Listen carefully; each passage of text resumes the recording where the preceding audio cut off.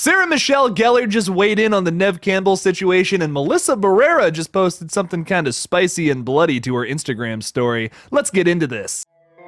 What's your favorite scary movie? Amen. We'll tear your soul apart. Allow Pennywise to dance you now. We're gonna get you. Oh, not on the beat! God, don't do that. But sometimes death is better.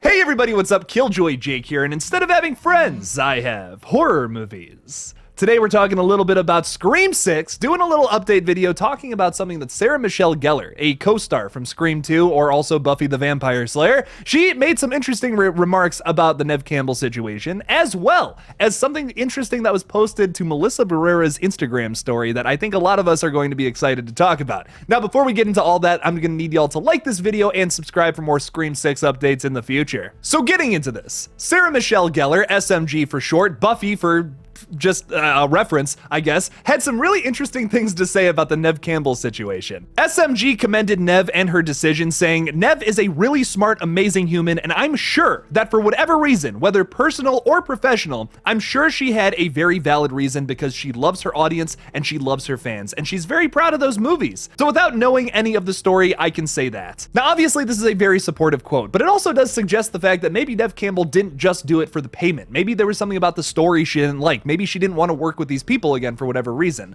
which is a little foreboding with this film. Sarah Michelle Gellar does make it very clear that she doesn't know the whole story. She doesn't know what's going on, but for whatever reason, why she didn't want to do this, she's not going to do it, and I respect her for that decision. And I concur. If she didn't want to do the movie, she didn't want to do it. It totally sucks. The studio should pay her more. End of story. I mean, there's really no argument there at all. But since we're not getting her, I still hope that this is a good movie. I'm still very excited for Scream 6, and I'm telling you, boycotting this movie is not going to aid in Neve Campbell's situation. And then another thing really interesting is that Melissa Barrera, who of course plays Sam Carpenter in these new Scream films, has just posted a picture of a very bloody picture of her hand saying, "It's begun." So what does that mean? Has Sam Carpenter killed again? Now, I want to make it very clear that I'm not entertaining any theories where Sam is the killer, because I just think that would ruin all potential with her character to do something totally different. Because if you make her the killer, you're following her the whole movie and she just ends up being the killer. I mean, I think on paper that sounds like, okay, the audience would never expect that, cool, but like that's so expected at this point. Like, make her a good guy. Make her a good guy, because that would be so different. People with mental illness have a really bad history in horror of being portrayed incorrectly and much more like evil, and for whatever reason, just because they have a mental illness, which is really unfortunate. I want Sam Carpenter to be the opposite of that. I want her to represent people with mental illnesses in a positive light for once in horror, for God's sake. Now, they can very easily do that with her character by having her maybe just like, you know, kill people in self-defense and not actually become the Ghostface killer. It's something that I actually want to talk about regarding the storyline of Scream 6 and how it can lead into a Scream 7. They've been setting up something with the character of Sam. I'm not 100% sure where it's going, but I do have a little theory about it. Melissa Barrera's character does suffer from some kind of mental illness. She has like these images of Billy Loomis in her mind that kind of portray this horrible illness that she's suffering from, unfortunately, but it also does have a little influence onto like the bloodlust. Like, she really enjoyed killing Richie at the end of that last film, and it seemed like it was kind of setting something up for the next movie. What could that be? Maybe it's her accidentally killing somebody who's totally innocent in this film. And now you might be saying to yourself, well, Jake, you want to portray people with mental illness in a more positive light. Isn't that kind of a negative thing?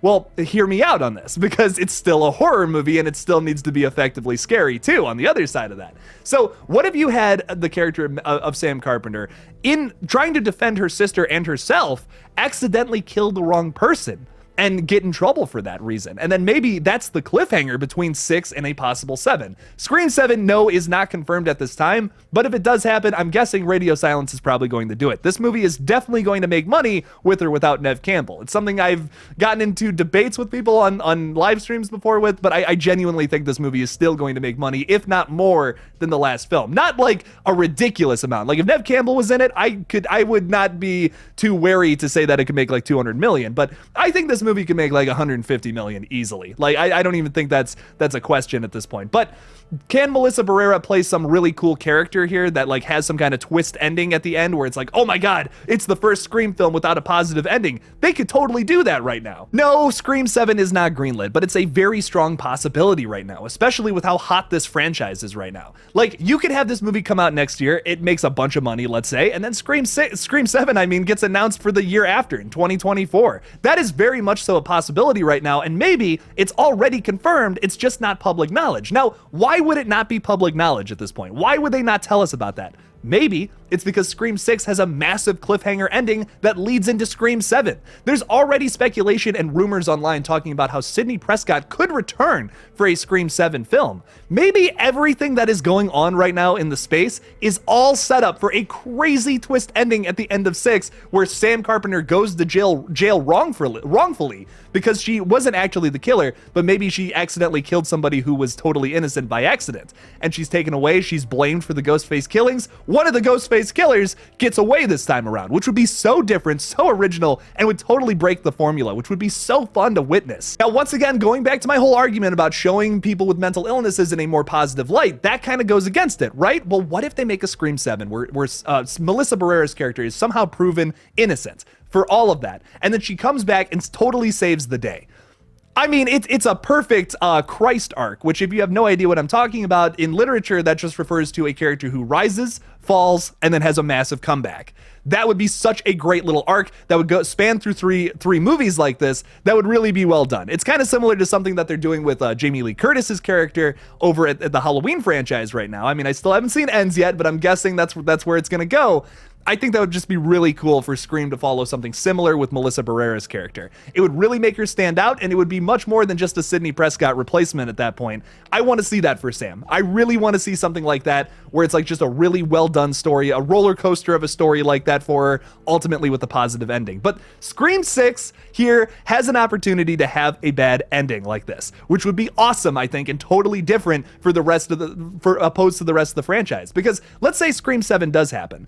That I don't want to have a bad ending. I want this is the film to do it. This is the film to have your Halloween Kills style ending where everything is a disaster by the end of the flick, and you're kind of like just waiting for the next part of the story so eagerly. And this is the time to do it while the franchise is hot. The franchise could be totally dead after this. I mean, think about that. This might be the only opportunity for them to do something like this, to really break the mold, really break the formula. I say they just do it. What do you guys think about that? Are you interested in seeing a Sam arc similar to that? Leave me something about it in the comments below.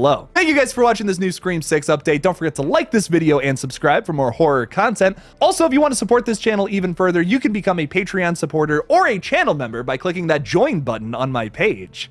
Thank you guys so much for watching again, and as always, don't forget to kill it out there, y'all.